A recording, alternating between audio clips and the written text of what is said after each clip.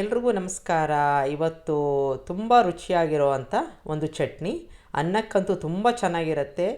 ಇದನ್ನು ನಾನು ಮೆಂತ್ಯ ಸೊಪ್ಪನ್ನು ಬಳಸಿ ಮಾಡ್ತಾ ಇರೋವಂಥದ್ದು. ಇದಕ್ಕೆ ಸುಮಾರು 2 ಕಟ್ಟಷ್ಟು ಮೆಂತ್ಯ ಸೊಪ್ಪನ್ನು ತೊಗೊಂಡಿದ್ದೀನಿ.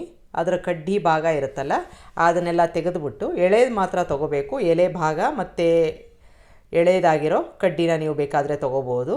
ಇದನ್ನು ಚೆನ್ನಾಗಿ ತೊಳ್ಕೊಂಡು ಸಣ್ಣದಾಗಿ ಹೆಚ್ಕೊಂಡು ಇಟ್ಕೋತಾ ಇದ್ದೀನಿ. ಒಂದು ಪ್ಯಾನ್ಗೆ ಎಣ್ಣೆ ಹಾಕ್ಕೊಂಡು ಈಗ ಚೆನ್ನಾಗಿ ಕಾದ ನಂತರ ಮೆಂತ್ಯ ಕಾಳನ್ನು ಹಾಕ್ಕೋತಾ ಇದ್ದೀನಿ. ಇದು ಆಪ್ಷನಲ್ಲು, ಬೇಡದೆ ಹೋದರೆ ಸ್ಕಿಪ್ ಮಾಡ್ಬೋದು. 1 ಟೇಬಲ್ ಸ್ಪೂನಷ್ಟು ಉದ್ದಿನಬೇಳೆ ಹಾಕ್ಕೊಂಡು ಸ್ವಲ್ಪ ಕಲರ್ ಬರಬೇಕು.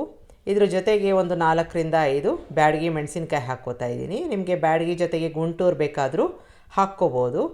1 ಟೊಮೆಟೊ ಹಾಕ್ಕೊಂಡು ಚೆನ್ನಾಗಿ ಬಾಡಿಸ್ಕೋಬೇಕು. ಒಂದು ಸಣ್ಣ ಕಪ್ನಷ್ಟು ಒಣ ಕೊಬ್ಬರಿ ತುರಿನ ಹಾಕ್ಕೋಬೇಕು. ಹಸಿ ಕಾಯನ್ನು ಹಾಕ್ತಾ ಇಲ್ಲ, ಒಣ ಕೊಬ್ಬರಿ ತುರಿ ಹಾಕ್ಕೊಂಡಾಗ ರುಚಿ ಚೆನ್ನಾಗಿರುತ್ತೆ.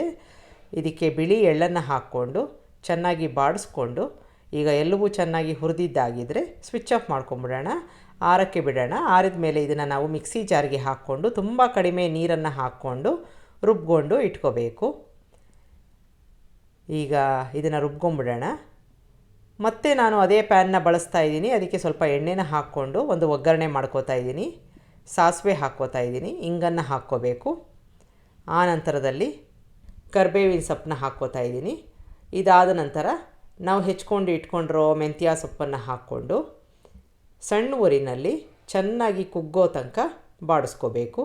ಈಗ ಸಂಪೂರ್ಣವಾಗಿ ಕುಗ್ಗಿದೆ, ನೀರಿನ ಅಂಶ ಎಲ್ಲ ಹೊಟ್ಟೋಗಿದೆ. ಇಷ್ಟಾದರೆ ಸಾಕು. ಇದಕ್ಕೆ ನಾವೀಗಾಗಲೇ ರುಬ್ಕೊಂಡು ಇಟ್ಕೊಂಡಿರೋ ಒಂದು ಮಿಶ್ರಣನ ಹಾಕ್ಕೊಂಡು ಸ್ವಲ್ಪ ಮಿಕ್ಸಿ ಜಾರ್ಗೆ ನೀರನ್ನು ಕೂಡ ಹಾಕ್ಕೋತಾ ಇದ್ದೀನಿ.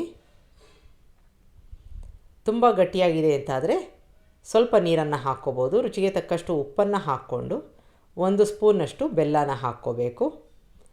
ಈಗ ಸ್ವಲ್ಪ ನೀರಾಗಿದೆ, ಇದನ್ನು ಚೆನ್ನಾಗಿ ಕುದಿಸ್ಕೋಬೇಕು. ಎಣ್ಣೆ ರಿಲೀಸ್ ಆಗೋ ತನಕ ಕುದಿಸ್ಕೊಳ್ಳೋಣ. ಈಗ ಎಣ್ಣೆ ರಿಲೀಸ್ ಆಗಿದೆ. ಈ ಹಂತದವರೆಗೆ ಕುದಿಸ್ಕೊಳ್ಳೋದು ತುಂಬ ಮುಖ್ಯ. ಈಗ ನಮ್ಮ ಒಂದು ಚಟ್ನಿ ರೆಡಿಯಾಗಿದೆ. ಈ ಚಟ್ನಿ ನಿಮಗೆ ಅನ್ನದ ಜೊತೆಗೆ, ಚಪಾತಿಗೆ, ಟ್ರಾವೆಲ್ ಮಾಡ್ತಾಯಿದ್ರೆ ತುಂಬ ಚೆನ್ನಾಗಿ ಹೊಂದುತ್ತೆ. ಒಂದು ಸಲ ಮಾಡಿ ನೋಡಿ. ನಿಮಗೆ ರೆಸಿಪಿ ಇಷ್ಟ ಆದಲ್ಲಿ ಲೈಕ್ ಮಾಡಿ, ಶೇರ್ ಮಾಡಿ. ನಮಸ್ಕಾರ.